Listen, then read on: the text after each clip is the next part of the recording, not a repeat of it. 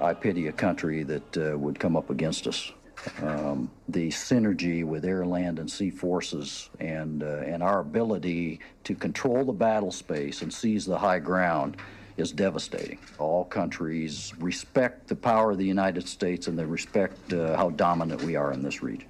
And we get better and better and better.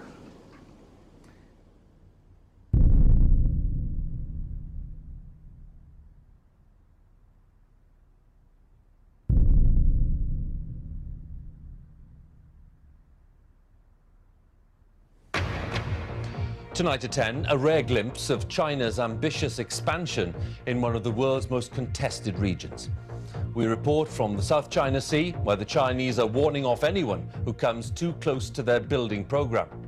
We continue our look this morning at what China does not want you to see. The United States says the superpower is reclaiming land in the South China Sea. The fact that we're dealing with a situation right now where the U.S., has to be much more aggressive in dealing with the Chinese government. CNN has learned that the U.S. Navy is about to send a destroyer there. Let's go to our CNN chief. CNN got exclusive access to classified U.S. surveillance flights over the islands. The threat of China is becoming big news. The media is beating the drums of war as the world is being primed to regard China as a new enemy. China's alarming creation of entirely new territory in the South China Sea is one part of a broader military push that some fear is to challenge U.S. dominance in the region. China is building airstrips in the South China Sea on disputed islands condemned by an international tribunal. This is now a flashpoint for war between China and America. What is not news is that China itself is under threat. These American bases form a giant noose encircling China with missiles, bombers, warships, all the way from Australia through the Pacific to Asia and beyond. I mean, if you were in Beijing looking out, you stood on the tallest building in Beijing and looked out at the Pacific Ocean, you'd see American warships. You'd see Guam is about to sink because there's so many missiles pointed at China.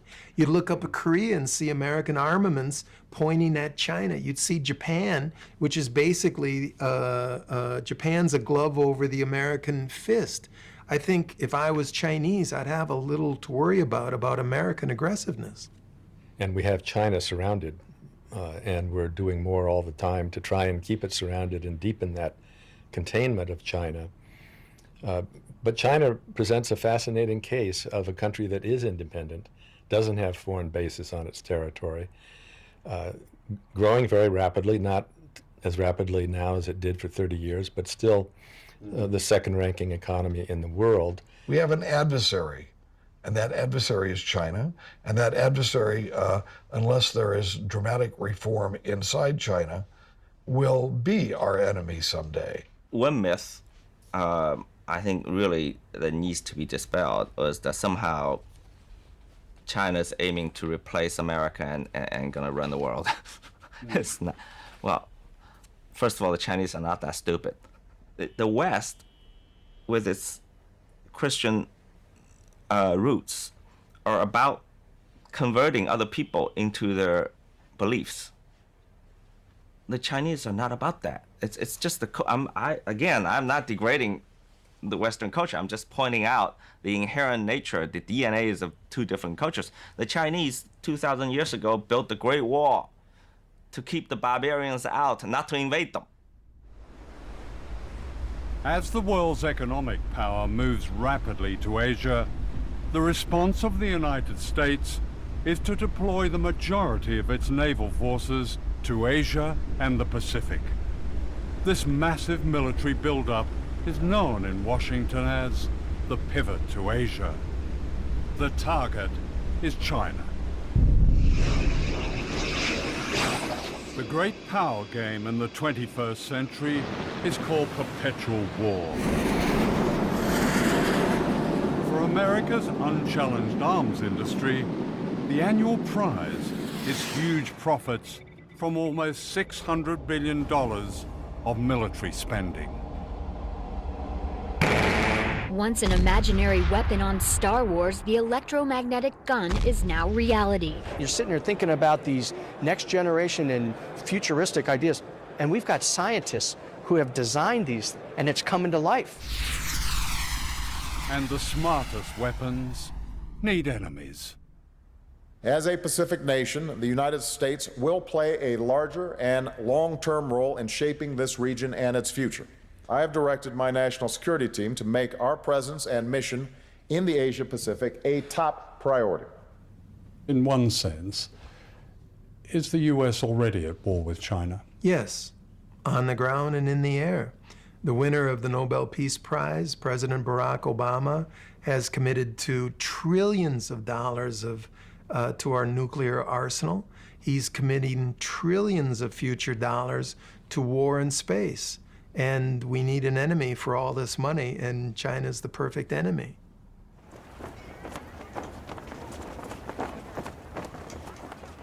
The aim of this film is to break a silence. The United States and China may well be on a path to war, and nuclear war is no longer unthinkable. In a few years, China has become the world's second biggest economic power. The United States is the world's biggest military power, with bases and missiles and ships covering every continent, every ocean. China is a threat to this dominance, says Washington. But who is the threat? This film is about shifting power and great danger. It's also a film about the human spirit and the rise of an extraordinary resistance among people on the front line of a coming war, where the words "never again" have an urgent meaning for all of us.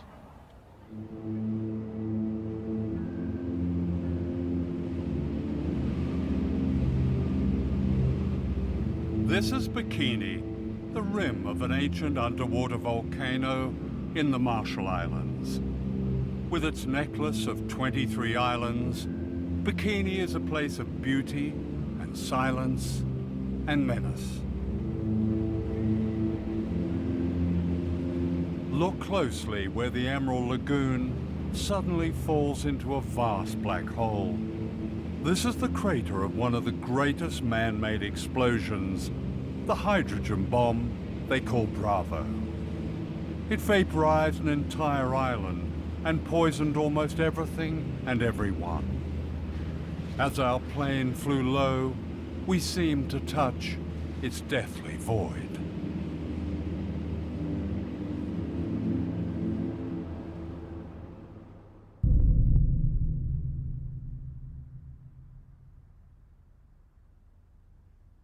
The Marshall Islands lie in the vast Pacific Ocean between the United States and Asia. Captured from the Japanese in World War II, they've long been America's strategic secret, its stepping stone to Asia and China.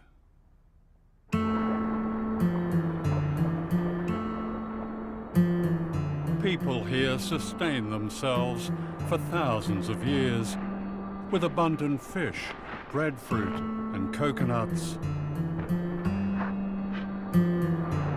They were skilled navigators who sail by the stars. Westerners might call this paradise. Ingat tayo di kualpe, naman ang peri, jangan ka lang ulip kayo.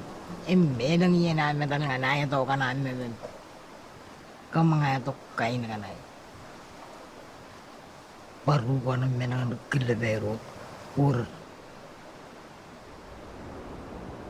All that changed in 1946 when the United States took over the Marshall Islands as a trust territory, with an obligation to protect the health and well-being of the people. A nightmare began. The islands were turned into a laboratory for the testing of nuclear weapons and the people into guinea pigs. Crossroads, scene 24, take 2. In this propaganda film, the Bikini Islanders are being deceived. Unknown to them, plans were already underway to destroy their paradise forever. Will you ask King Judah that the United States government now wants to attempt to turn this great destructive force into something good for mankind, and that these experiments here at Bikini are the first step in that direction.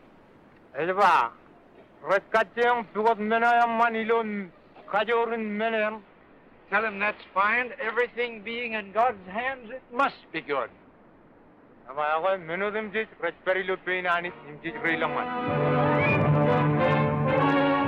87 ships take positions 3 miles off Bikini to suffer the shattering impact of the 5th atomic bomb.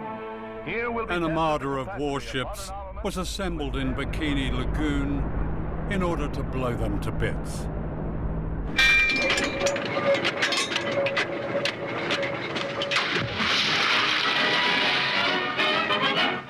The decks of the 73 test ships anchored in Bikini Lagoon are scenes of feverish activity as scientists plot experimental programs designed to furnish data on blast effects of the mighty atom bomb.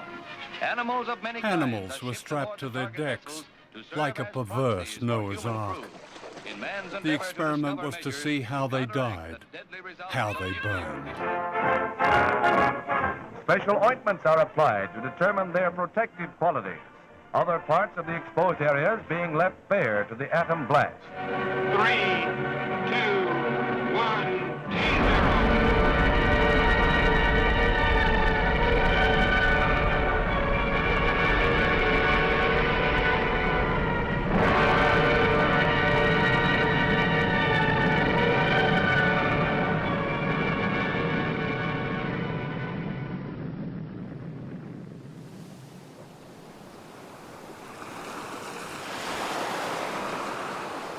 Yo, ci bongonin rane me aro la kwamwe. Kami ki em rong jaga hingen ani pulak. Enot an tu pulak kwamwe. Akem jayuta. Em kemu ye yuru tongam lag rio tongan nabu ilo jimarong rane. Kemi iloan enot iya. Puyin kain kalara oleh kain kalara enot ngai iya kan merek pulu pro green yellow. Ilo tereo ilo menako ijo terengan pen rutoro rar kakai riri him chang him ketire lo an mo Ilo cipungonin ngam parte ko kali kam yang arti bantaman melaro jaga ini kan ko kam yang ilam nak boleh nor pertuan pada paino nanin kakil jaro jaga jat nanin kakil enangan enoti.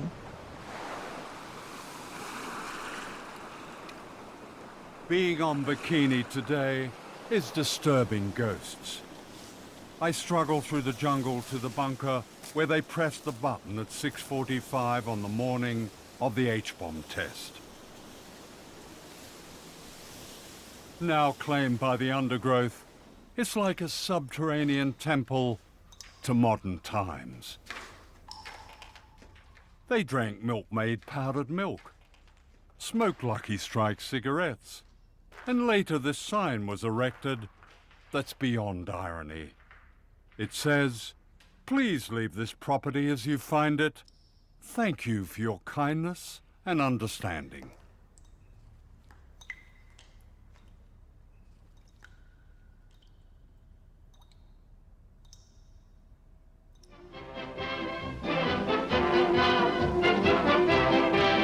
The Mamsells give their all for their art, and you can just bet that audience is giving with the wolf calls. The Bikini, named after the atomic explosion in the Pacific. The Bikini was an explosion everywhere. In 1946, the Bikini swimsuit was launched to celebrate the nuclear explosions that had destroyed life on Bikini Island. The inventor of the Bikini, a Frenchman, made his fortune. Today, a bikini body is promoted in magazines as an object of desire and good health. The bodies of the people of Bikini and other islands are the most irradiated in the world. All these women have had thyroid cancer.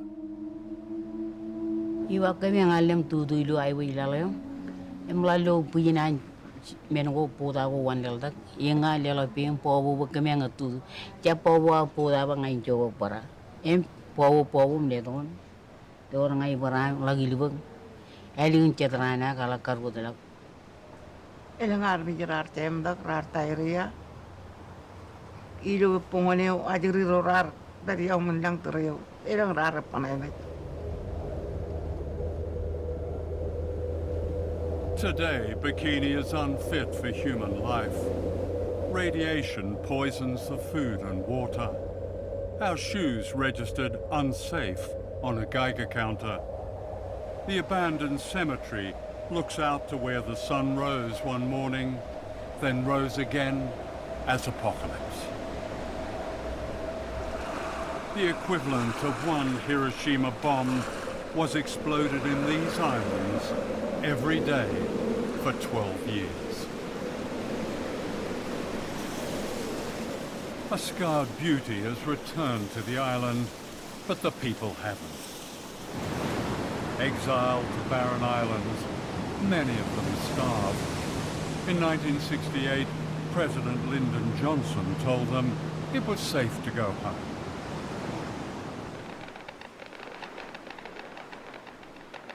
But it wasn't safe, and the US authorities knew it wasn't safe.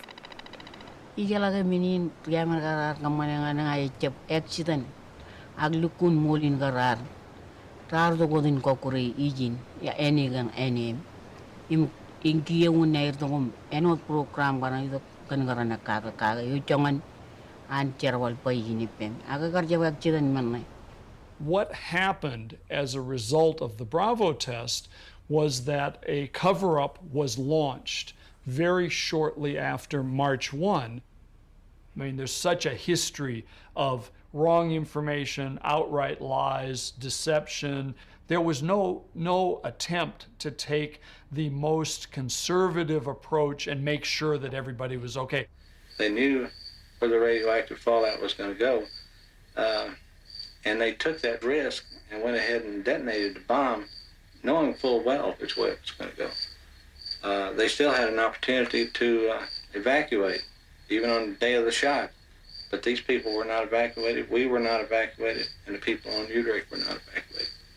So it only leads one to believe that, number one, the United States needed some guinea pigs to study what the effects of radiation would do. And that's a pretty strong indication that the United States knew that. It seems extraordinary. Here we are, this far into the 21st century, talking to people still frightened of all that nuclear fallout, all those tests, all those years ago. The impression I get is that there's so little trust among people. The U.S. is trying to provide as much information, as much good information as we can. Yeah. And so I wouldn't accept the characterization that there have been lies and cover-ups. The word guinea pigs comes up a lot from these survivors. I would refer you to our embassy website on that. I've read it. And that question was looked at during the Clinton administration, and that was not the conclusion they came to. The secret of the Marshall Islands is Project 4.1. Declassified documents reveal a scientific program that began as a study of mice and became a study of human beings exposed to radiation. Chicago is where it all began, and to the AEC Argonne Labs in Chicago last week came 7 men, natives of the Marshall Islands. Leben is from Utrecht. He and the rest were irradiated by our March 1954 hydrogen bomb test. John is mayor of Rongelap, which is 100 miles from Bikini. John, as we said, is a savage, but a happy, amenable savage. His grandfather ran almost naked on his coral atoll. The white man brought money and religion and a market for his copra. John reads, knows about God, and is a pretty good mayor. The Iron Room is a radiation detector for human beings. Inside, John, the mayor, whose first visit to the white man's country meant San Francisco cable cars and Chicago skyscrapers and streamlined trains, whose first visit to the white man's country meant the Iron Room. A savage governs his life by ritual. And he understands this because he thinks of it as a new ritual. Sitting alone inside the room. Outside, strange kind of priest in a long white coat. When the ritual of the Iron Room was over for John, it began for the others. As each finished, he was told it was over, and he was given apples and other good things to eat. Then he took off the ritual clothing, and the 7 men put on the suits and topcoats they had been lent in Hawaii, which they would return in Hawaii on their way back in the Marshall Islands, in the middle of the Pacific Ocean. United States government documents clearly demonstrate that its scientists conducted human radiation experiments with Marshallese citizens. Some of our people were injected with or coerced to drink fluids laced with radiation. Other experimentation involved the purposeful and premature resettlement of people on islands highly contaminated by weapons tests to study how human beings absorb radiation from their foods and environment.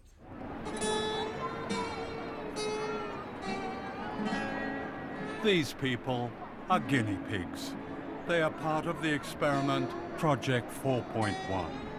They're being returned to Rongelap, an island 100 miles from Bikini, by the US Navy. They were told repeatedly it was safe to go home. This happy couple believed they were going home to safety. The man is John Anjane, the mayor of Rongelap, the happy savage from the Iron Room in Chicago. His wife is Majua, and this is their baby son, Lekoj. They had no idea of the horror that lay ahead. They are being returned to an island described by a US atomic energy official as by far the most contaminated place on Earth. He added, "It will be interesting to get a measure of human uptake when people live in a contaminated environment." The people of Rongelap remained on their poison island for 28 years as guinea pigs, the objects of regular scientific examination. Ngay chấm đục malele, lang nangan bijay walo pera, kana kaya ngay chấm tao ijajek, ijajek ta nangan bijay rin walo kajan cancer. Mama arbar thyroid pera jilelok. Ni menunong thyroid me ngay chấm rar chấm apredi. Atan value chadu rar apredi. Im ejbar reaction terus, reaction terus mi. Ngay chấm tamak ke chuan accident kan kita lali lu dan. The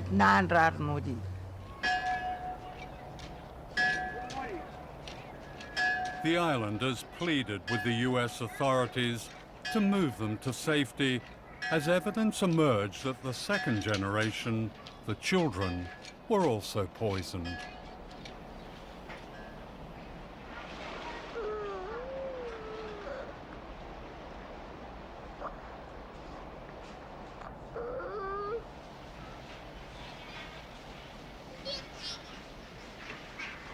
Desperate to leave, the islanders called on Greenpeace to rescue them.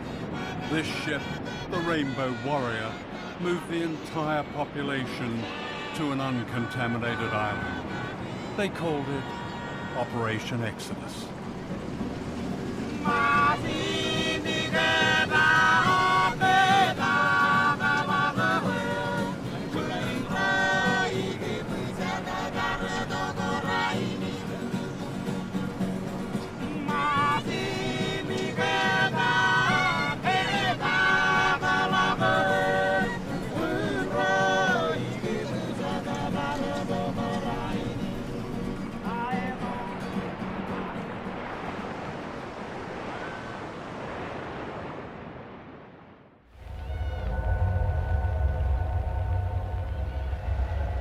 This is Dr. Robert Conard, a leading medical scientist of Brookhaven National Laboratories. Conard devoted his distinguished career to examining the islanders.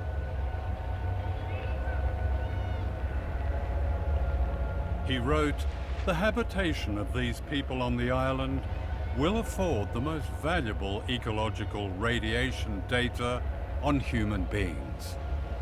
The various radioisotopes present can be traced from the soil to the food chain and into human beings."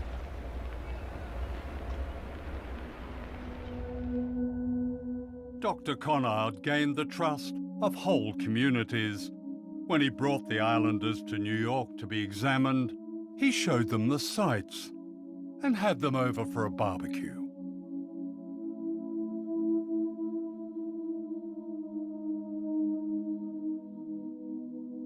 When John Anjane's son Lekoj died, aged 18, Dr. Conard sent the man they called a savage a sympathy card from your friend, Bob.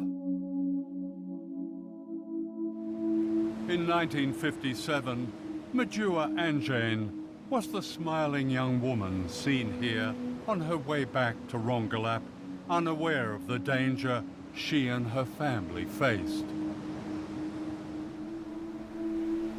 This is Majua 28 years later, grieving the death of her son Lekoj from radiation poisoning.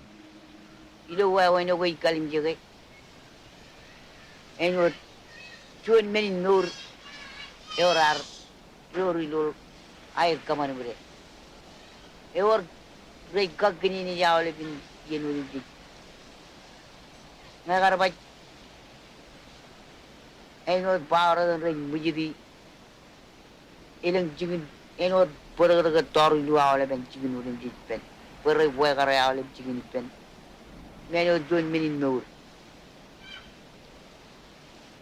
Imino terrain itu agar kalim jawa when I jarbale arjuan minuun eroika kenge ila kalim jawa when I jarbale nun mini nur bacik e jalok wewin ewe yang in menyo ala bagalam nakaga ole ben minuun dik kun ribelle we rar ko kuralar mundi in mujidi wayare kakini ni jidu why when I retire the many nur budget. And when many Kalamalao and Gaga will run.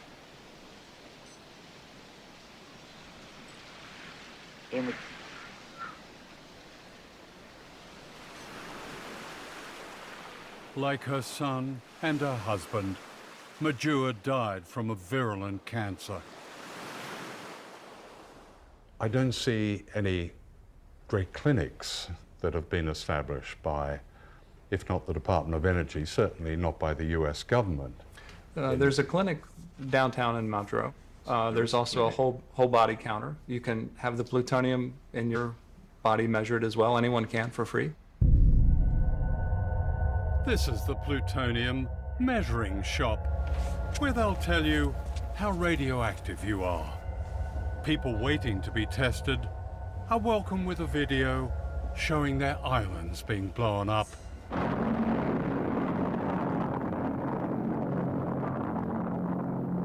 And this reassuring commentary. Yahwehkom Aulip, Etaim Bill Jackson, Program Manager of the Department of Energy, DOE Marshall Islands Program.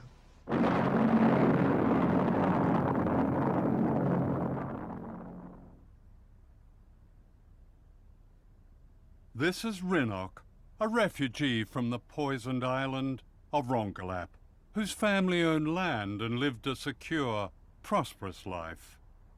Now she lives in a shack in the capital, Majuro, with her children and grandchildren. She has no water, no sanitation.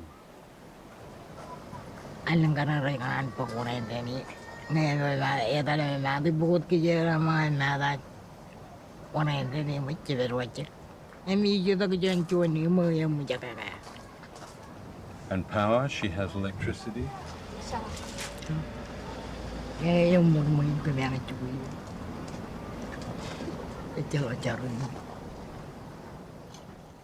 In 1986, the United States granted limited independence to the Marshall Islanders on condition that they accepted a mere $150 million compensation for the damage caused by nuclear testing. A claims tribunal was set up and soon ran out of money. An appeal to the US Congress more than a decade ago still awaits a reply. Ilagay pag icap kariri ngaray menen merong paglalan na yun akalabay kadolay rang nay par uyaki mga.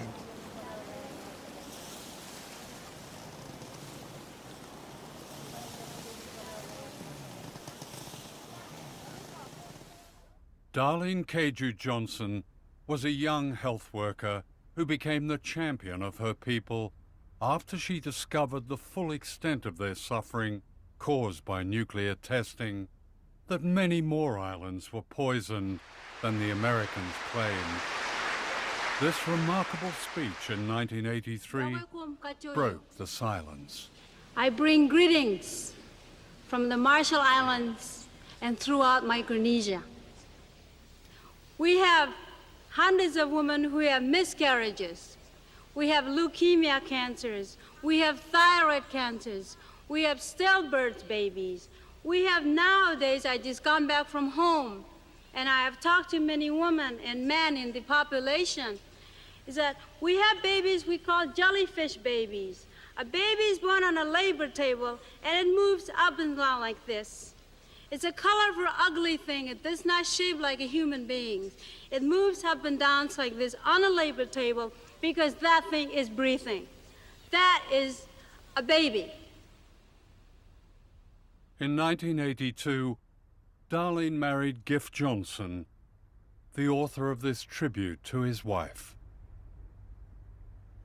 Darlene was one of the liveliest, most entertaining individuals that I have ever had the pleasure of knowing. She was a voice for the voiceless. Like so many Marshall Islanders, Darlene died of cancer, age 45.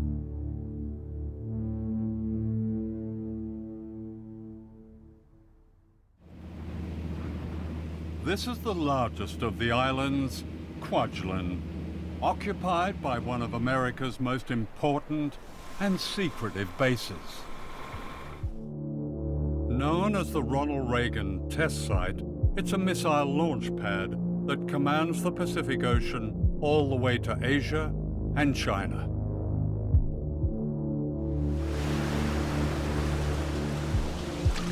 Here, the people of the Marshall Islands are once again being subjected to the testing of weapons of mass destruction designed for a coming war. The base is part of a remarkable plan known as Vision 2020. Devised in the 1990s, its aim is described officially as full spectrum dominance. This means control of all land, sea, air, cyberspace, and space. 5, 4, 3, 2, 1, ignition. From California, almost 5,000 miles away, the U.S. Air Force tests its intercontinental missiles by firing them at the Marshall Islands.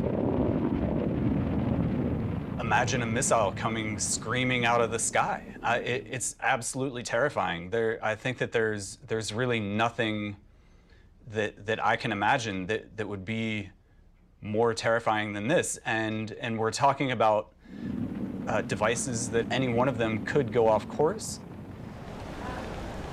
None of this disturbs life on the base, where small-town America has been recreated, a wonderland of the suburban good life.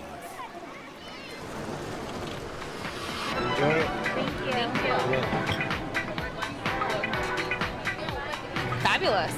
But there's nothing better than living on a tropical island. I pretty much have beachfront property, you know? It's great. I love it here.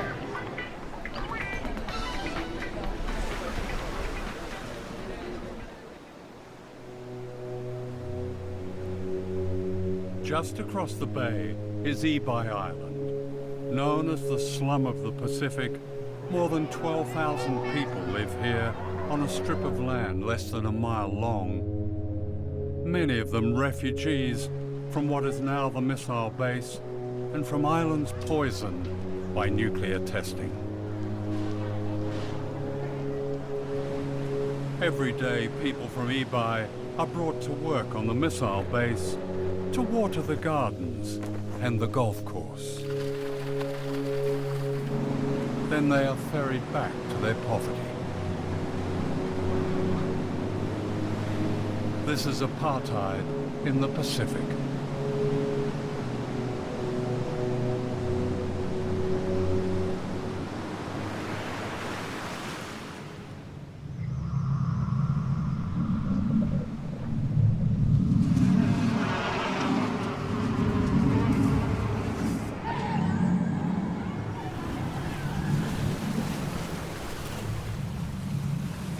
Ebi needs a lot of things. What? Medicine, Getting medicine. education, and job. Vegetable and fruits. Vegetable and fruits. Yes. Here we are, it's a tropical island, and you need vegetable and fruit. Yes. Fish, vegetables, and fruit were once abundant on Ebi. Today, fish is contaminated by toxic pollutants, says the Environmental Protection Agency. Now the only food most people can afford is processed and imported. They have the highest rate of diabetes in the world.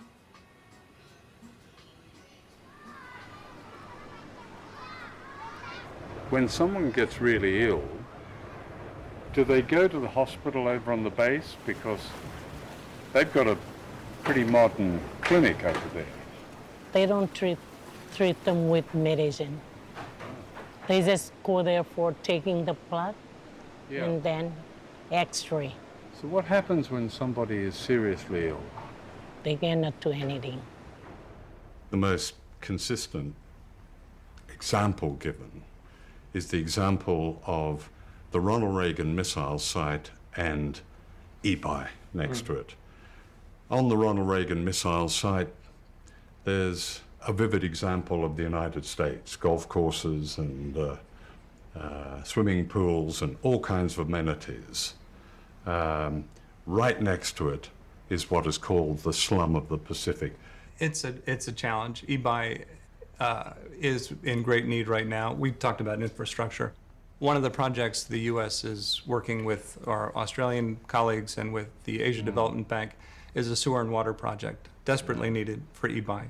Ebi is overcrowded, the schools need repair. Actually, the U.S. military did a survey back in the 70s and found that the sewers didn't work and the water didn't run and the electricity wasn't there. It only happened not all that long ago. They found almost exactly the same thing. Why hasn't that been fixed? There's complete agreement that Ebi should be a priority, and not only because of the current activities of the Ronald Reagan Space and Missile Defense Site, but there's also now an additional component that is providing for global security, and that's the Space Fence project by the Air Force. Every missile fired on the Marshall Islands by the U.S. military costs $100 million each. This derelict school bus is the only one on Ebi. They can't afford to replace it.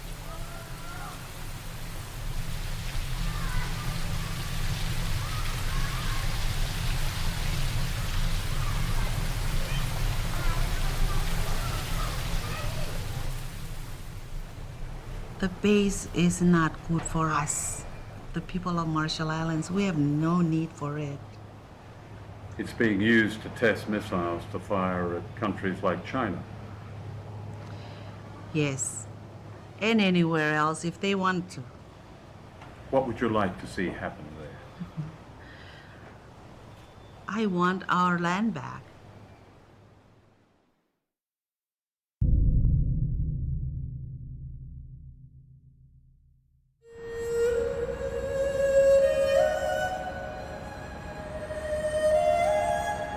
This is Shanghai, the historic port on the Yangtze River, China's greatest city. I had arranged to meet the American author James Bradley, whose latest best-selling book, The China Mirage, reveals an extraordinary hidden history of American power and modern China. It was almost illegal for someone like me to know a Chinese for almost all of American history. The Chinese came to America to mine gold and build the railroads, and Americans decided we didn't like the competition. So in 1882, we had the Chinese Exclusion Acts, which kept the Chinese out of the United States for about 100 years. So you have the largest population in the world that can't come to the United States. So at just the point we're putting up the Statue of Liberty saying we welcome everybody, we were erecting a wall saying we welcome everybody except those Chinese. Fear of a rising China today is the latest chapter in a history of propaganda that presented the Chinese as uncouth and infantile.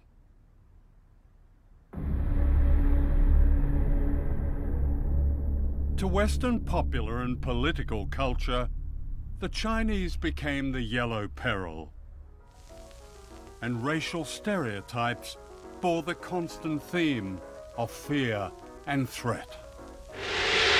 Boris Karloff as the evil Fu Manchu, his passion for power twisting his brilliant mind as he revels in the horrors of human sacrifice and torture. Behind the mask of Fu Manchu. This caricature of an entire people concealed another agenda: opium.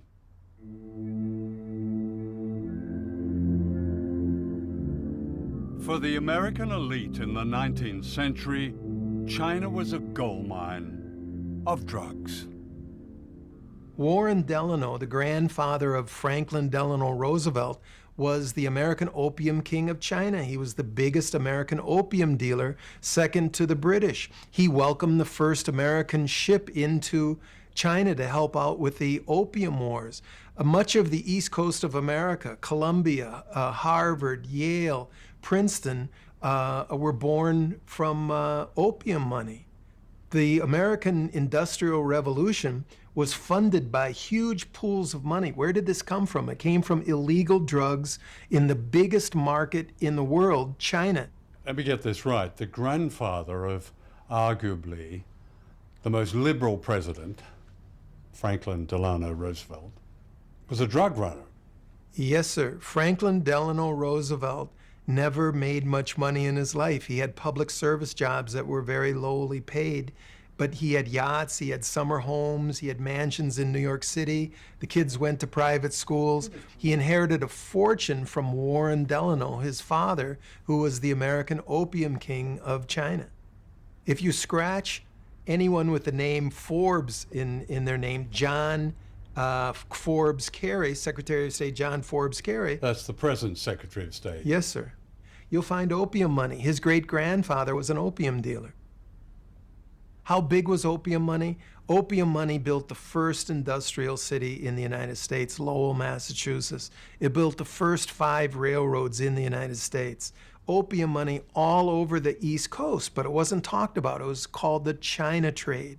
And if you go to various museums, you can see teas and silks exhibited, and they keep quiet about all that big opium money. In the scramble to get opium money, China was invaded and colonized by Britain and the other imperial powers. Foreign armies grabbed whole swathes of China. This is the American army in Tiananmen Square, Peking, in 1900. Great cities like Shanghai were taken over and declared concessions, and foreigners lived a life of privilege and luxury amidst terrible poverty imposed on the Chinese.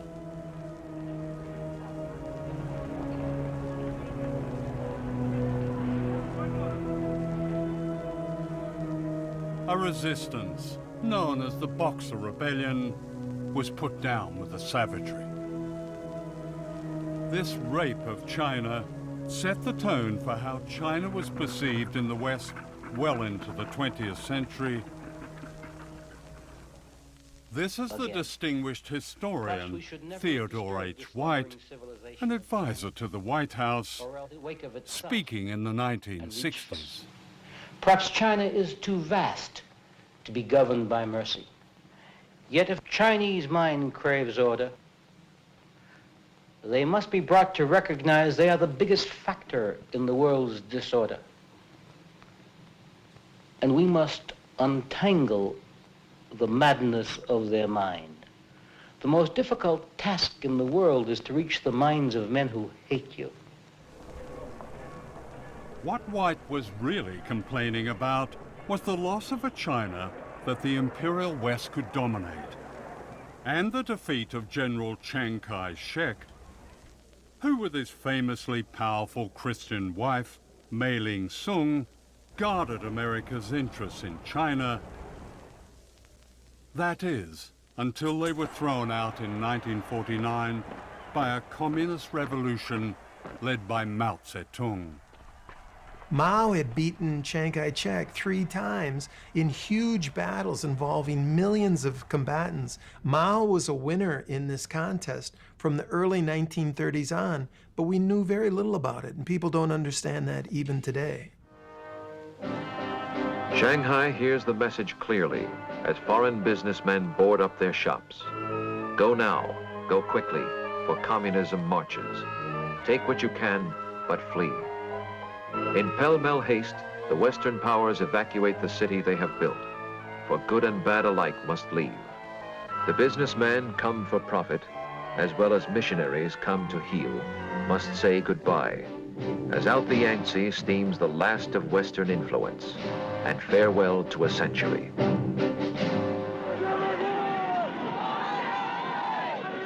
Even today, it's difficult to understand the paranoia ignited by Mao's revolution. As we look at China on the map, we can see that China is the basic cause of all of our troubles in Asia. I believe that for the sake of our safety, it is necessary to be prepared for the possibility of a Chinese missile attack on the United States. One of the myths about Mao is that he was an implacable enemy of the capitalist West.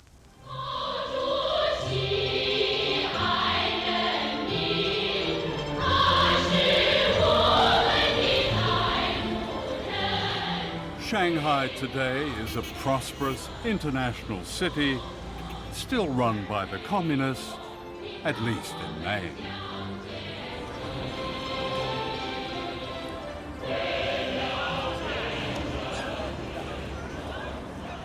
When I was last in China more than a generation ago, the loudest noise was the tinkling of bicycle bells.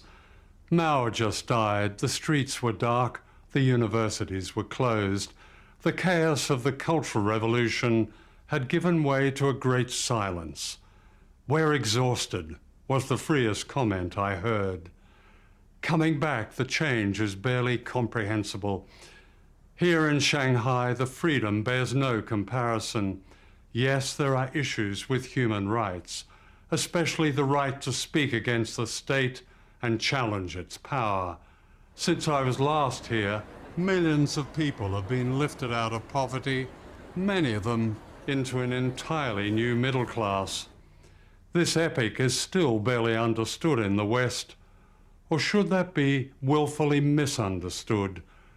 The truth is that China has matched America at its own great game of capitalism, and that is unforgivable. One measure of China's new capitalism is the Uran Rich List. This league table of China's mega-rich is published by Rupert Hugenworth, an old Etonian whose Chinese name is Huran. He's received many awards, including China's Man of the Year. This year, 2015, has probably been the most extraordinary year of wealth creation in the history of China again. You know, I've been doing this list for 15, 16 years. I've never seen a year like 2015. You know, normally for 200 million pounds or $300 million, we find, say, about 800,000 people. This year, 2015, it's doubled. There'll be more dollar billionaires known about in China than in the US. So the US, up until now, has been the leader in terms of business, you know, the most successful business tycoons in the world. China 2015 will have overtaken the US, so amazing.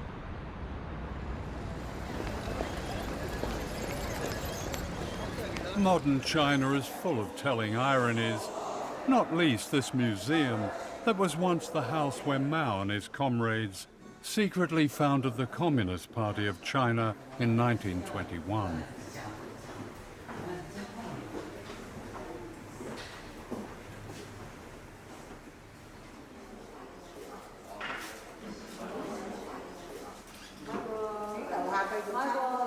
Today it stands in the heart of an exclusive, very capitalist shopping district.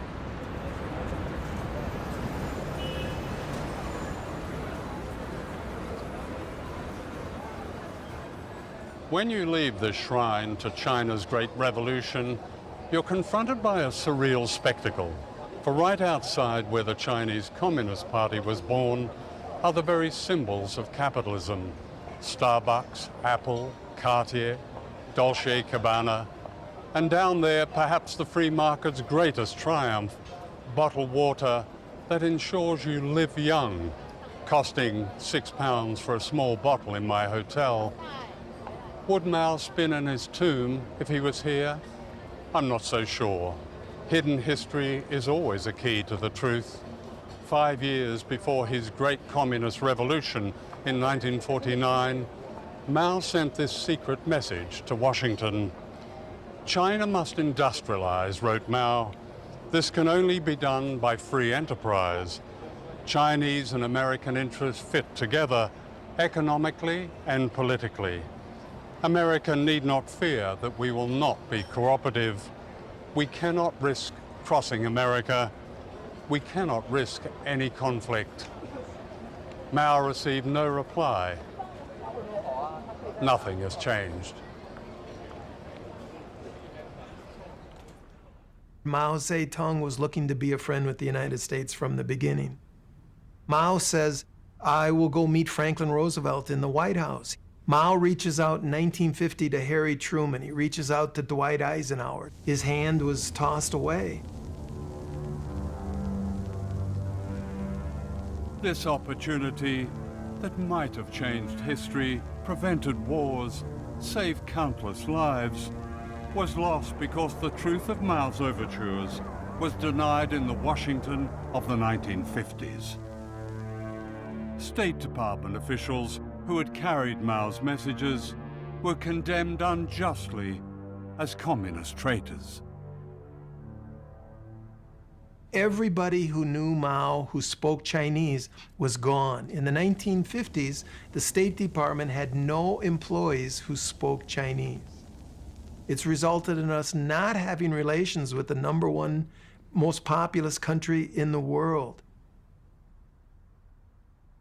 In 1979, this man, Deng Xiaoping, became China's paramount leader. He said, socialism does not mean shared poverty. This was code for the most radical reform since Mao's revolution, the return of capitalism to China, but this time controlled by the Communist Party.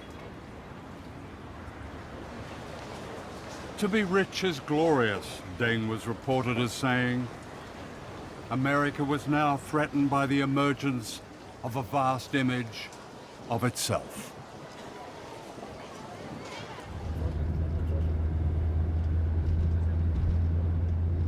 This is one of the many very exclusive gated communities in Shanghai. where an apartment is one of the prizes of the new communism.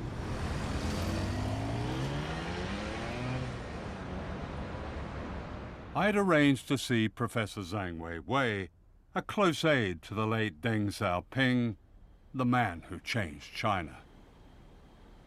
Deng is really extremely long-term visionary, a leader with exceedingly long-term and strategic vision for his country, for his people. And China is still following that path. Yeah. Actually, this is really a tradition from China's long history. You look at even like Mao, he said we should, surpass UK by which year, we should surpass United States by which year. So this tradition continues to this day. Even Xi Jinping today is also doing the same. Actually, what many Chinese have problem with Western media is the stereotypes about China. If you are content with stereotypes, you miss so many things.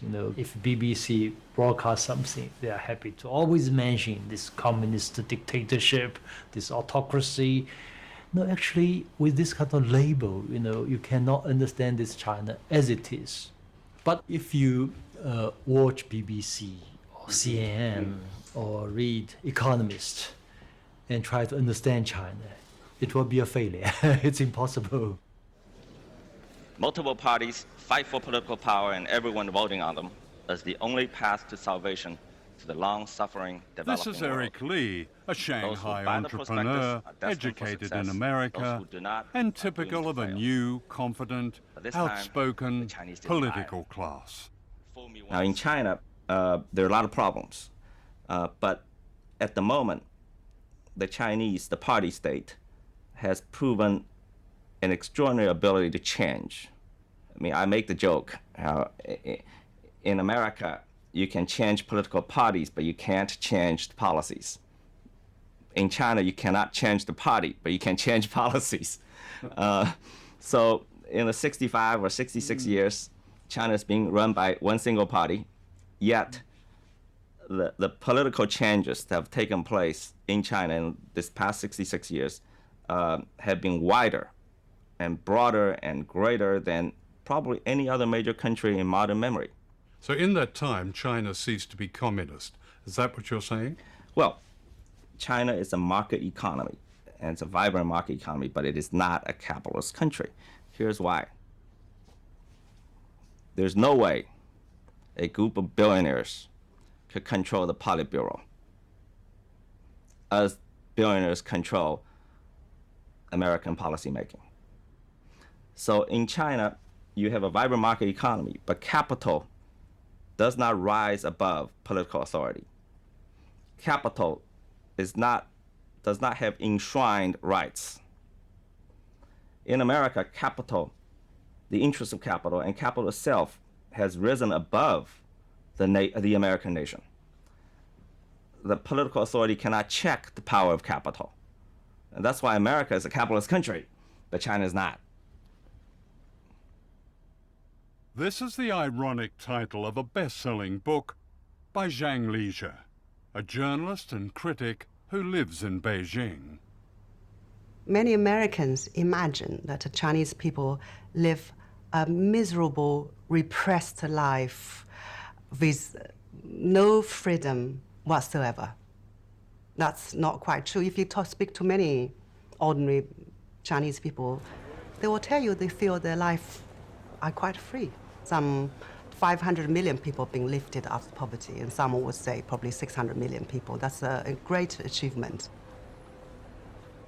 For many Americans, the yellow peril has never left them. I think there's a fear about China. Of course, there's a fear of China's rapid rise, but it also has a lot to do with China's the label as a communist state. China's objectives are modest compared with their weight. They're not trying to run the world. They're not even trying to run Asia Pacific. I think they want to keep America from dominating the Asia Pacific. So they have what they believe is their rightful place in Asia Pacific because of long civilization, long history, and their size. So their objectives are really modest compared with their capacity. The wealth, the new wealth in China, they often say this is the product of self-made entrepreneurial skill. Yeah. But is it not also the product of the exploitation of people at the bottom? What are known in China as migrants, but they're not really migrants, they're Chinese. If you really, go to talk to these migrant workers, you will find quite surprisingly, over the past 5 to 7 years, they have experienced a greater income increase than any other social groups. China not a class society. But China is a class society. These are the homes of migrant workers, people who build and service the new China.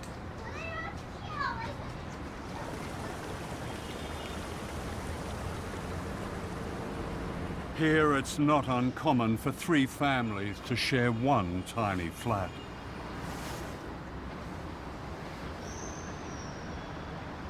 You would associate a socialist country with equality, but unfortunately, since the reform has started, China has become one of the most unequal societies in the world.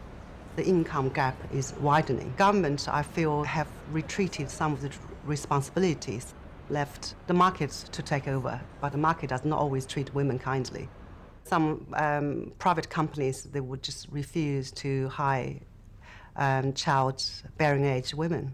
And sometimes when women become pregnant, they will sack them because they don't want to pay the maternity leave. And in fact, the income gap has grown much bigger between men and women. Your old boss, Deng Xiaoping, presided over the bloodshed in Tiananmen Square.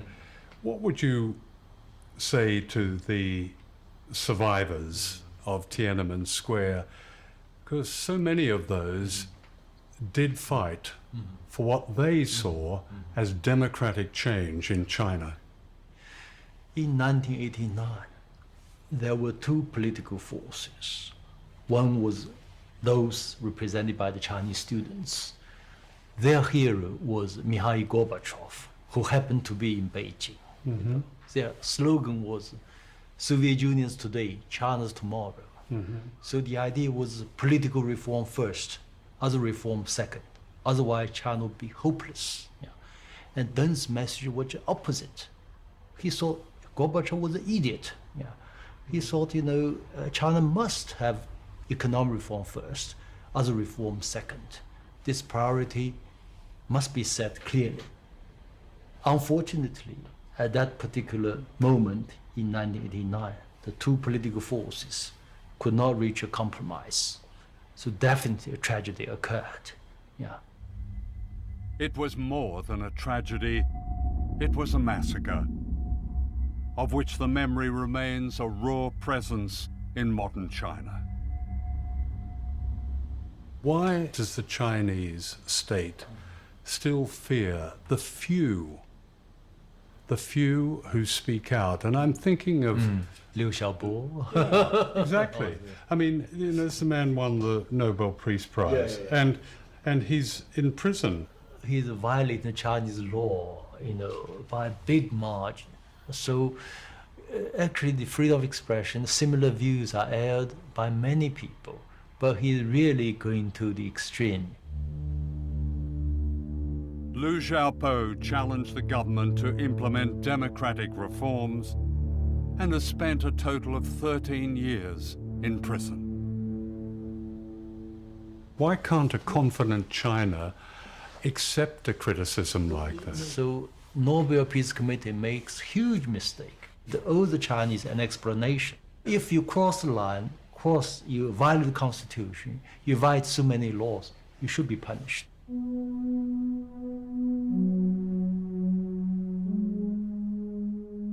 And yet in China today, the spirit of protest and dissent lives on in different forms. In 2015, strikes and community protests and activism reached record levels. This resistance is seldom reported in the West. So there are lots of protests in China. Typically, for example, land being grabbed by officials for commercial development, and the farmers are not being compensated properly. Yeah. But the farmers now know more aware of their rights, so they protest. Or young workers from the factory, they demand a better wage or better working condition. But many of the protests, they are economic driven, not political driven. They are regional, not nationwide. So this kind of things will unlikely develop into a real movement, or so-called, you call that revolution. Yeah. So the Mao's revolution was the last revolution? Well, never say never.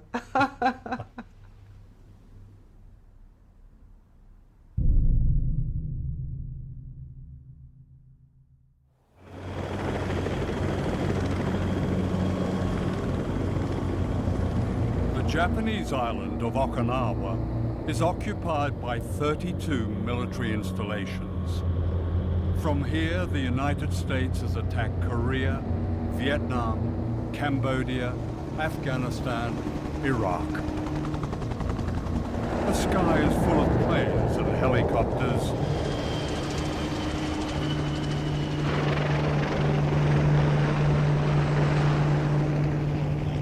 Wherever people go, they are fenced in and told to keep out.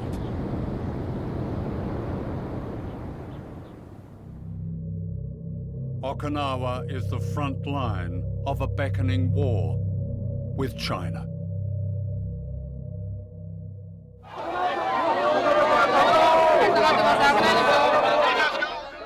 Aged 87, Fumiko Shimabukuro is one of the leaders of a non-violent resistance that's challenging Washington's pivot to Asia.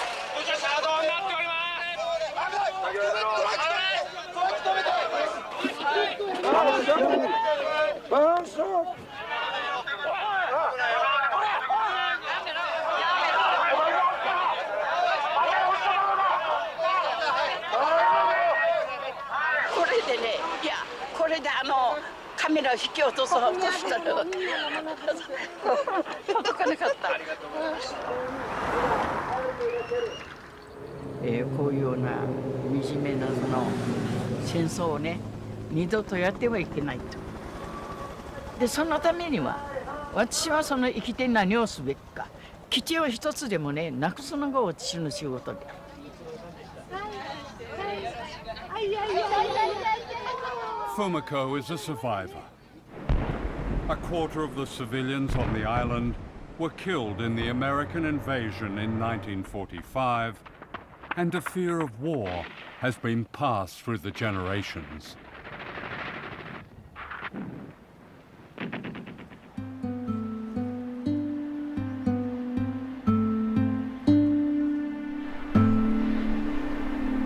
Today, those who witness these horrors live in a place of extraordinary beauty, surrounded by coral reefs and a unique marine life.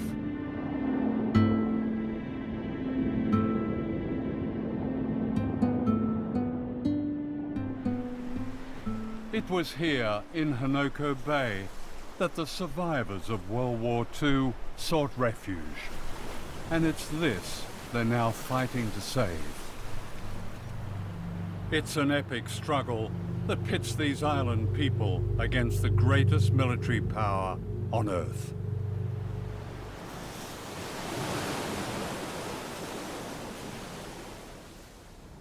This is the office of a former governor of Okinawa, Oto Masahide. What he has done is create not so much a museum, but an appeal to the outside world to understand the resistance in Okinawa, to understand the suffering, to read its hidden history. It begins in 1945 when the Americans invaded. Here is General MacArthur arriving in Okinawa.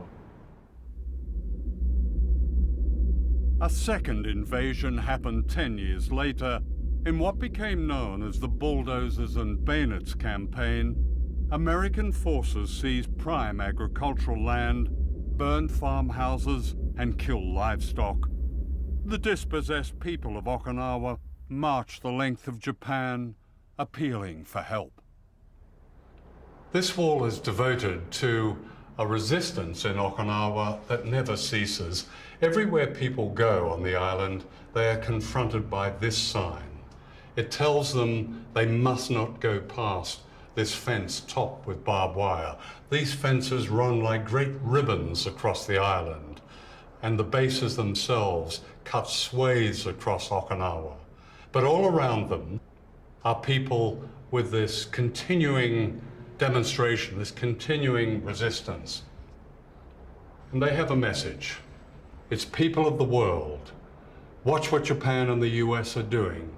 Don't let them force the bases on Okinawa.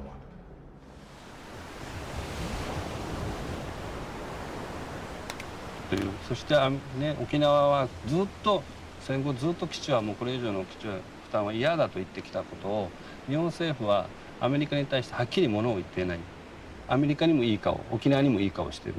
だからそれに対して腹が立ってちゃんとアメリカにものを言ってくれという気持ちでいます。だからここにジュゴンの保護区を作るためにはここに基地があったらできません。だからその基地はですね、国がもたらされてくるという民話があります。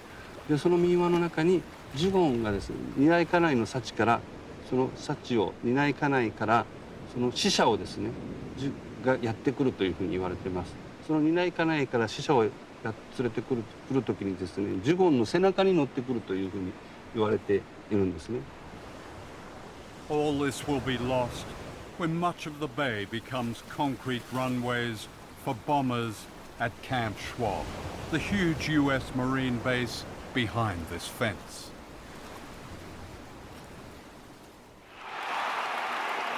In 2014, Okinawa elected a new governor, Takeshi Onaka, who won by a landslide on one issue, stopping the new base at Anoka. This was election night outside the American base at Camp Schwab. あ、足止めです。こんばんは。はい。ありがとう。ありがとう。ありがとう。やったー。やったー。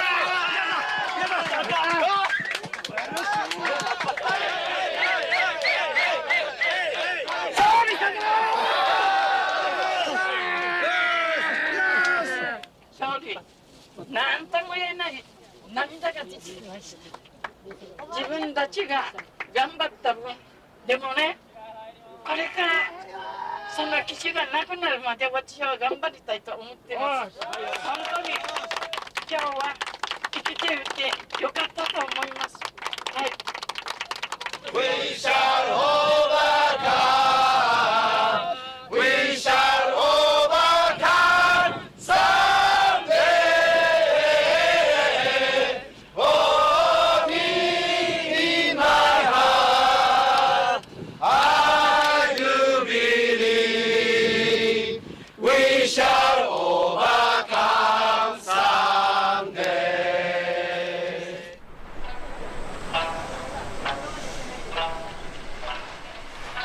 The New Year's celebration of their victory was bittersweet. The government in Tokyo resented this unprecedented challenge to its authority. The issue is now in the Japanese courts.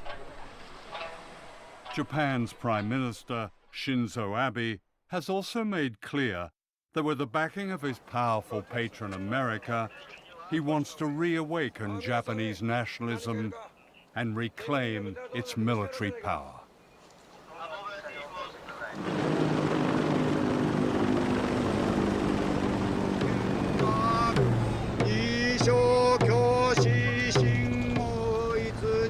While we were filming this ceremony outside the base, on a day when people paid respect to their departed loved ones, giant American helicopters circled above us, intimidating as always.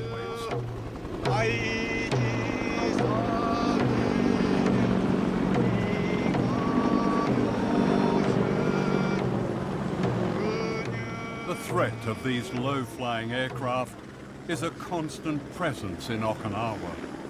Teachers often can't teach because of the noise and the fear.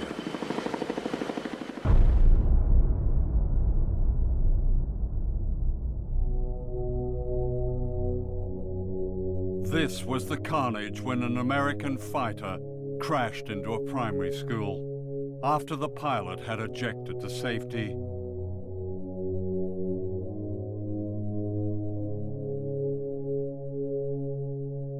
Haru Akira, age 7, was terribly burned. これは10時半頃かな。それでメソールだったからマスターサードンかな、その方が石川に教授って時落ちていますのでメモリ校に行ったんだけどどこにいるか分からなかったんですよ、その当時。でそれで人から「あきら君は病院中部病院に行ったよ」というある人が「あきらはあっちにいますよ」と言って知らせて行ったから焼けているようにして焼けてもう一目見るだけでも苦しくても全くヤギさんが焼き焦げている状態でした。それ話したくないですよね。Akira suffered throughout his youth and died from his injuries, aged 21.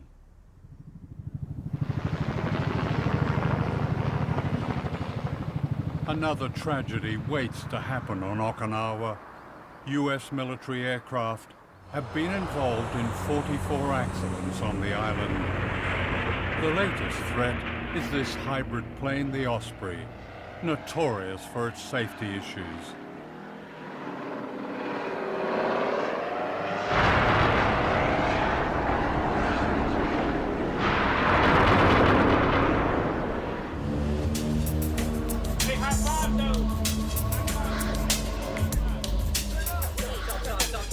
Wherever the military is based in Asia, there is a relationship with local people, especially women, that often breeds resentment.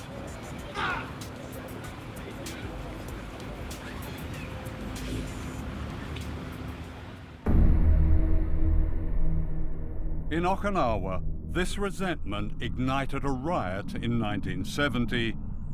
Scores of American GIs were pulled from their cars, which were set alight. For Washington and its compliant ally in Tokyo, it's this kind of insurrection that they fear.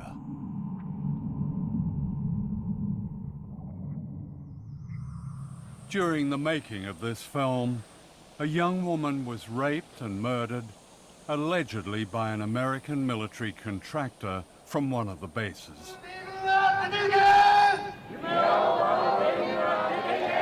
It was the latest of thousands of cases of violence, and it brought massive crowds into the streets, demanding an end to the military occupation of their country.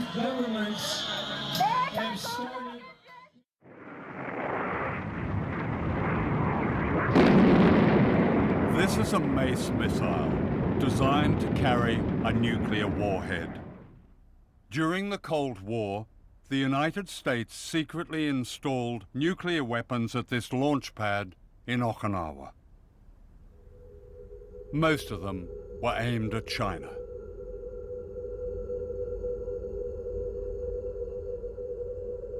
Today, the nuclear missile site is run by a Buddhist organization, the Soka Gakkai, as a peace museum. In 1962, the atomic weapons loaded on the missile was almost launched. They're almost launched? Yeah. According to the spokesman of this military base, said they were ordered to prepare, then received second order to stop it. One of the American servicemen, whose job was to fire the Mace missiles, has since revealed that China was a nuclear target during the Cuban Missile Crisis in 1962. We were told that we had to launch all the missiles. But we only had one missile headed towards Russia, and we did not see why we should have to involve the other countries. The captain suggested that everybody crack the doors open, so it would take less time to launch a missile if the doors were cracked open. One of the launch crews was on the point of firing their missiles when a duty officer suspected the order was false. The launch officer on the B side was told to send 2 men over there with 45s and to shoot anybody that tried to launch until the situation was resolved.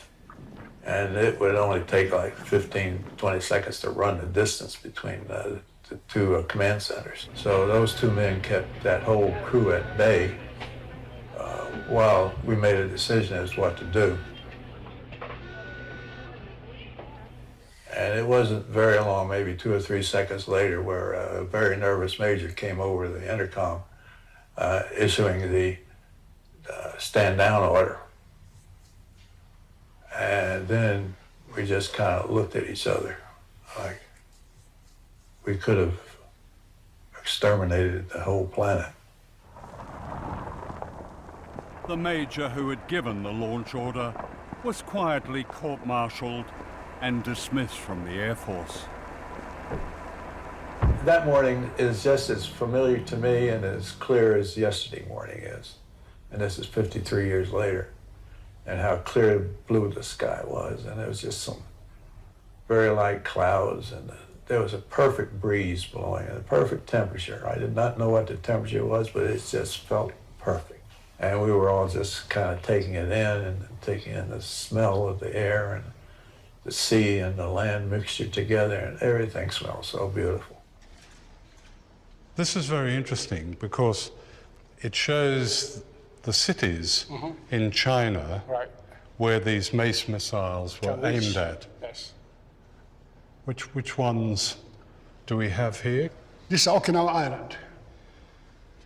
So within 2,000 kilometers, you find Peking or Beijing, Xi'an, UK, and Hong Kong, Shanghai, Taiwan, Taipei, and Pyongyang, North Korea, within the range of missile.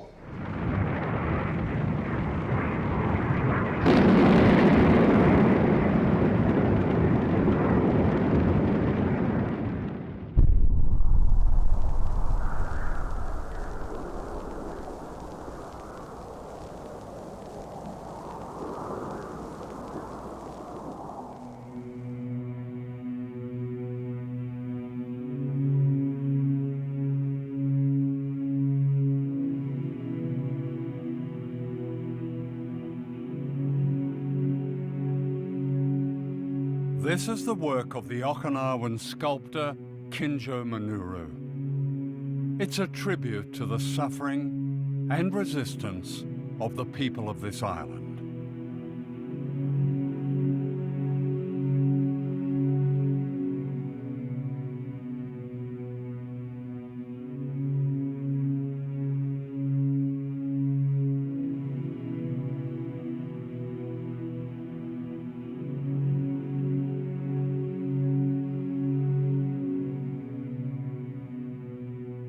More than 1,000 miles away, on the Korean island of Jeju, these symbols of struggle are hauntingly similar.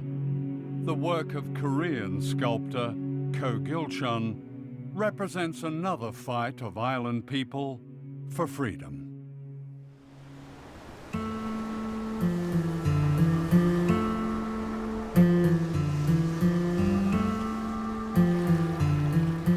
A semi-tropical sanctuary of unusual beauty, Jeju Island is a World Heritage Site. The government of South Korea declared it an island of world peace.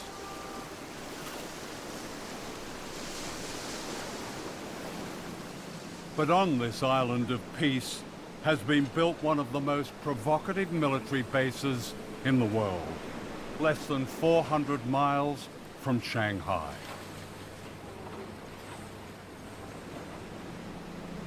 Like Okinawa and the Marshall Islands, this is America's front line in its so-called pivot to Asia. Here in once unspoiled Ganjung village, the South Korean Navy has built a base for American aircraft carriers, nuclear submarines, and destroyers equipped with the Aegis ballistic missile aimed at China's defenses. China's lifelines to the world in oil, trade, resources depend on shipping that comes through choke points like this. The U.S. pivot into the Asia-Pacific is really intended to create the ability to put a loaded gun to the head of China and say, you know, you will do as we say, otherwise we will be able to restrict, we will be able to shut down, choke off your importation of oil and other resources.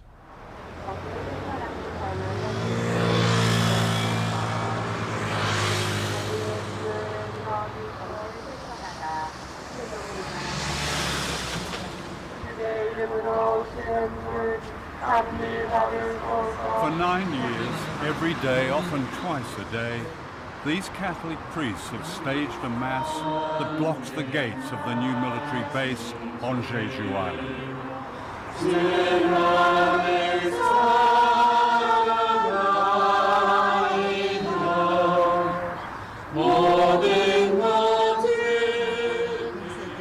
In a country where political demonstrations can be easily banned, unlike powerful religions, the tactic has produced this spectacle of resistance.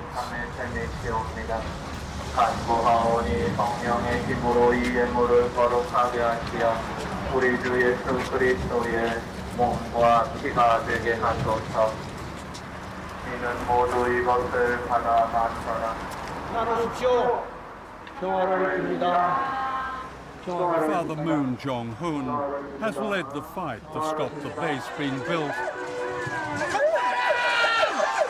and several times suffered serious injury.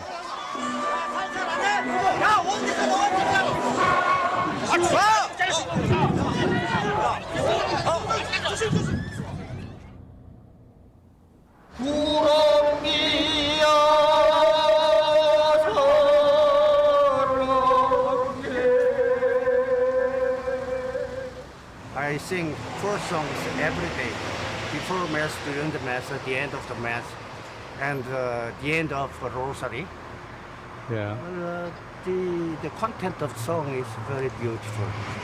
The writer and the composer is the musician from this island. Oh. So I love him very much. And he gave me the song that I practiced. And I became a master to sing that song because I practice every day. Well, you sing it with such passion.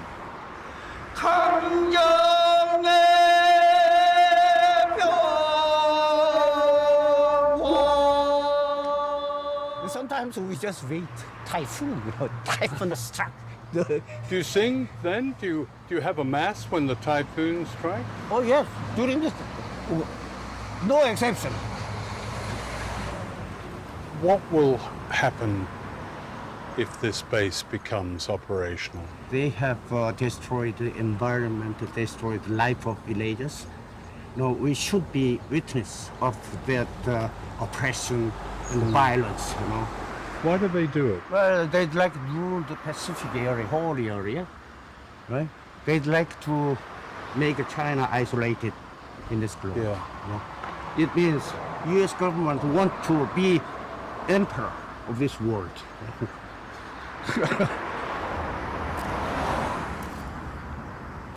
Meanwhile, a Quaker called Mr. O joins them with his own ritual of protest, accompanied by an artist called Wildflower.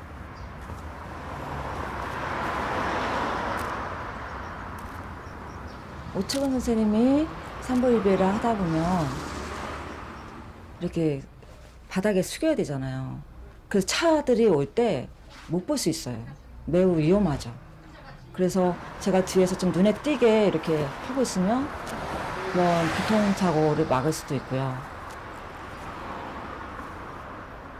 저도 제 바느질이 명상이라고 생각하거든요. 실제로 그 뇌파가 명상할 때 거의 비슷해요. 바느질할 때. 저는 저 해군기지가 명백하게 미국의 전쟁기지라고 생각해요. 그래서 배칠과 더불어서 우리나라 한반도 남쪽, 전쪽, 서쪽으로 미군 기지가 들어있어요. 그래서 저는 이 제주가 마지막 이 이 서해안 쪽으로 전쟁 벨트를 지었는데 그 벨트의 맨 마지막이라 생각을 해요. 그 당연히 이거는 중국이 겨냥하고 있기 때문에 중국과의 분쟁 또는 이쪽 동북아의 평화를 정말 위협할 수 있는 그런 기지라서 이게 가장 큰 위험이라고 생각을 해요.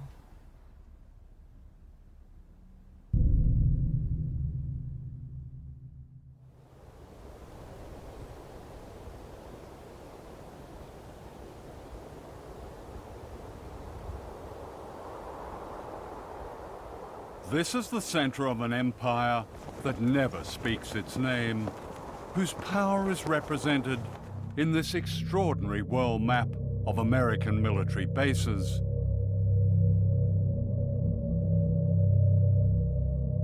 "4,000 bases in the United States, almost 1,000 bases spread across every continent." The archipelago of empire, the bases that we have around the world hidden in plain sight, are the real territory of our empire. But at the same time, we maintain independent governments in Japan or South Korea or Germany. They don't have autonomy when it comes to foreign policy. So it's a very sophisticated and effective system whereby we pat ourselves on the back for helping to midwife democracy in Japan and Germany and South Korea and various other places, while keeping the lid on in that we don't know what these countries would do if they were fully independent. And the beauty of this system is that most people pay no attention to it at all. They think it's just a natural occurrence to have 50,000 American troops in Japan. There's no country that has better anti-imperial cred than the United States, and we are not trying to recreate the glories of the British Empire. We're arguing that the world is round. We have a global policy, and all nations have global rights. No ocean has ever been dominated the way the U.S. dominates the Pacific. Navy and Air Force. They claim in the Pearl Harbor headquarters of the Pacific Command, they claim to be responsible for 52% of the Earth's surface. And when you look at their logo, it shows an eagle over the Aleutian Islands with one talon coming down somewhere near Seattle and the other coming down right over Beijing. So Beijing looks at a network of bases, a real archipelago of empire that's been built up since the Korean War. You have had, and still have, an arc of bases that start in Australia and go through the Pacific. We have no bases in Australia. You have Pine Gap, you have Darwin, and you have a new facility in Western Australia. No, to speak precisely, we have no military bases in Australia. What we do is operate with and in Australian bases. Yeah. But we're not in the basing business nowadays. There's a growing collection of what are referred to as lily pad bases. These are bases that have typically 200-300 troops, no family members, very few amenities, and are often quite secretive. They're bases that are frequently constructed within a foreign country's base to disguise it. and generally are not referred to as bases. Many of these bases have been set up to combat China's worldwide economic influence. From these bases, the United States operates a secret army in 147 countries. If you're going to be a free country rather than give in to every gangster regime in the world, you're going to have to take a risk, because those gangsters, they want to eliminate good people in the world so they can and in China they want to dominate all of the Far East. They want to dominate just like Japan wanted to before World War II. Their goal was to dominate that part of the world. Today, because there's been no political reform in Beijing, these guys want to dominate a huge chunk of the planet. Twilight struggle. Andrew Kurpenovich served on America's National Defense Panel. He's a military strategist and war planner. You've written that airstrikes and naval blockades have a role to play in punishing China. You've described the need for sea mines. You've described the need for special forces, US special forces, and missiles placed in islands. This sounds like a preparation for war. Our first president, George Washington, said, if you want peace, prepare for war. And essentially, what the United States is doing, again, is responding to provocative behavior on the part of China. And just as we did in the Cold War, the idea was to have a position of military strength such that your adversaries were not tempted to act in aggressive ways or try and employ coercion to get their way. I mean, just last week, the US Navy sent a guided missile destroyer into the Spratly Islands and South China Sea. And what was different about this, I think, was that Chinese fighters scrambled. That sounds like an escalator. Well, again, from an American perspective, the escalation was the Chinese beginning to militarize these islands in the first place, moving its military capabilities down into that region, engaging in provocative behavior against the commercial activities and military forces of other minor countries in the region that have claim to those islands. So it's a response to Chinese intimidation. Excuse me, how is commerce being intimidated in the South China Sea? There have been no military forces, no military bases there.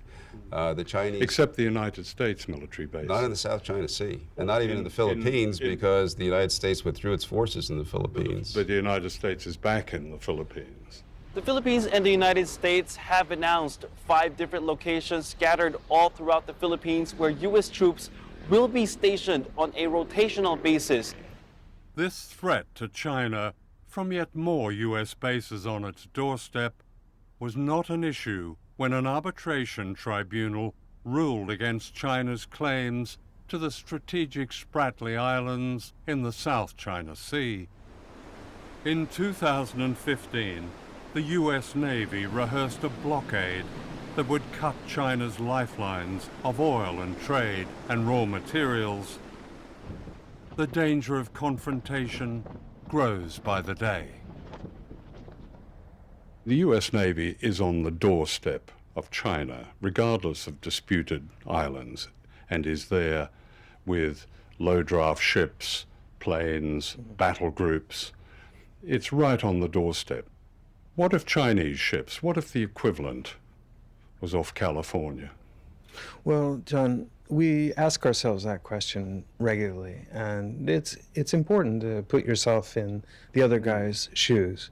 Yeah. So, look, we don't operate in the Pacific in an effort to scare China, to contain China, to backfoot China. Our operations and our presence, first of all, is warmly welcomed by the vast majority of the coastal states. But secondly, is fully accepted by the Chinese. Time after time. Is it, excuse me, is it fully accepted? Yes. My impression. By their words. The Chinese My impression leaders, is that they're scared. And this is what they're scared of: a noose of bases right around China.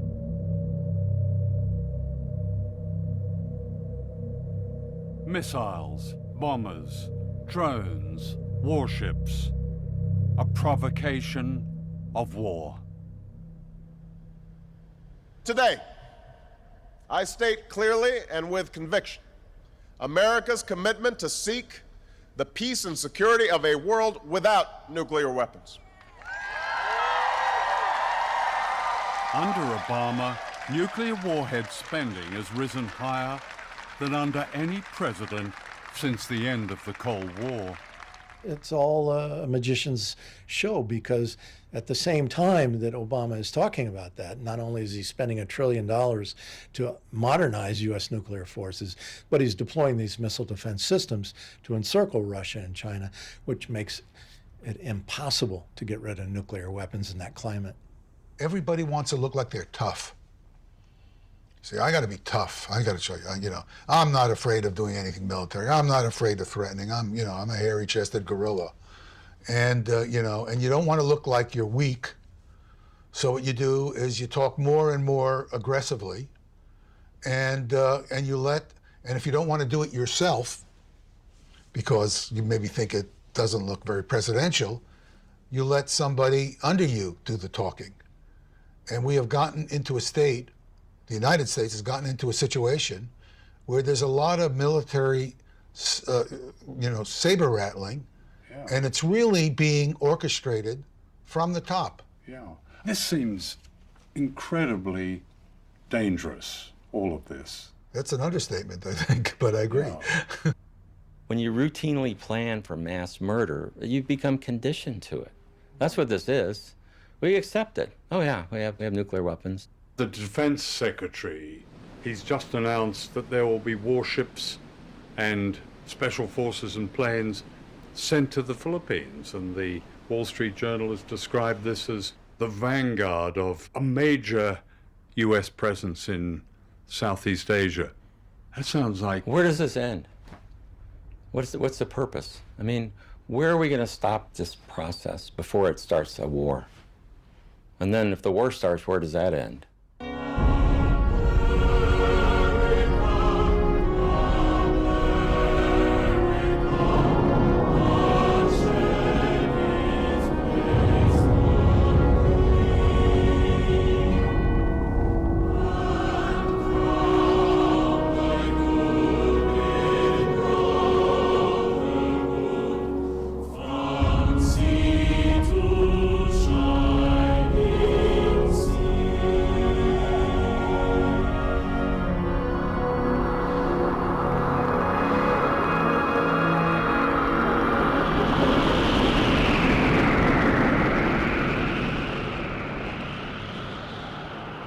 The scientific studies that I teach by the scientists that predict that the Earth can be made essentially uninhabitable from nuclear war, the scientists have been begging the Obama administration, well, they wouldn't say begging, but they've made multiple requests to meet with them and discuss these predictions because they're peer-reviewed studies, and they've been turned down over and over again. They've been peripherally told that, well, we don't think the long-term environmental consequences of nuclear war are all that important if the immediate effects of nuclear war don't stop it. But the long-term environmental consequences of nuclear war are liable to wipe out the human race. In one exchange, nuclear exchange between the US and China, what could be the consequences? Well, let me just give you an example of what one Chinese 4 or 5 megaton warhead would do to a city in the United States. If it got through, the detonation of that weapon over a city would instantly ignite about 600 or 700 square miles on fire. And within 20 to 30 minutes, all of those fires would coalesce into a single gigantic firestorm. There would be no escape from it, so all the people there would perish. So the U.S. with, say, hundreds of nuclear weapons on Chinese cities. Well, when you combine all the smoke from these nuclear weapons detonating, it actually creates millions of tons of smoke, black carbon smoke, will rise above cloud level into the stratosphere. It's heated by the sun. It acts like a solar collector.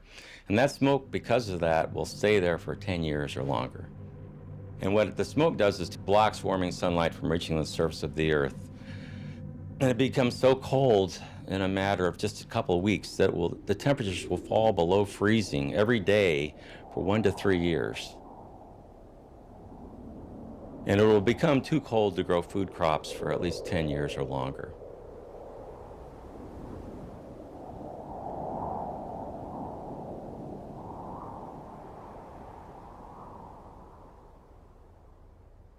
I mean, there's like a total disconnect with the changing world. You have a giant rising power, in this case, China. Why would you expect a giant rising power to not want to have more control over its destiny? What we should be doing, in my view, is trying to cultivate a sense of friendship and cooperation, and we can have our differences with them. If we think they're doing something in trade that we don't like, let's have it out with them. But this saber rattling is the worst thing we can possibly do.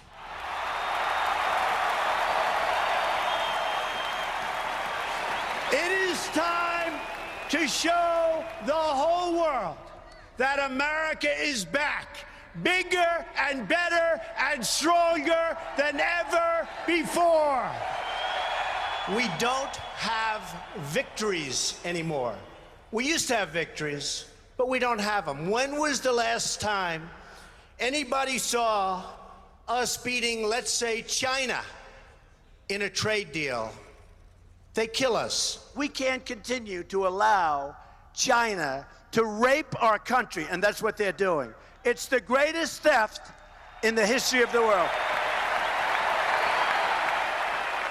The new president, Donald Trump, has a problem with China. The urgent question now is, will Trump continue with the provocations revealed in this film and take us all to the edge of war? There never have been two countries more interdependent on each other than China and the US in history. And China is the largest trading nation in the world and in history. So China's economy and their society and their lives are linked to the entire world, including America and the West and all the other countries. So I think interdependence between these two countries and among all the nations of the world speak to peace.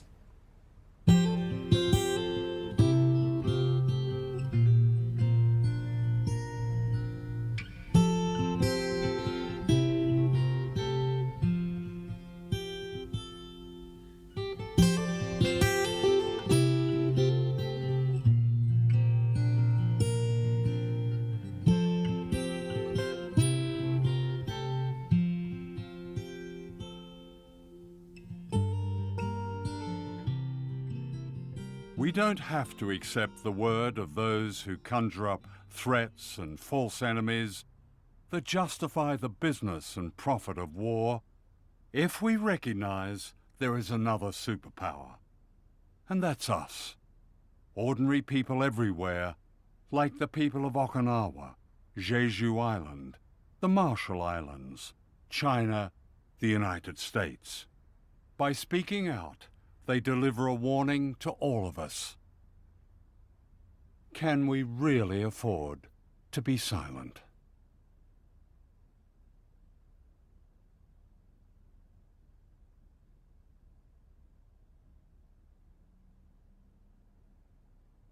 We'll meet again. Don't know where, don't know when, but I know we'll meet again some sunny day. Keep smiling through, just like you always do, till the blue skies drive the dark clouds far away. So will you please say hello to the folks that I know? Tell them I won't be long. They'll be happy to know that as you saw me go, I was singing this song. We'll meet again, don't know where, don't know when, but I know we'll meet again some sunny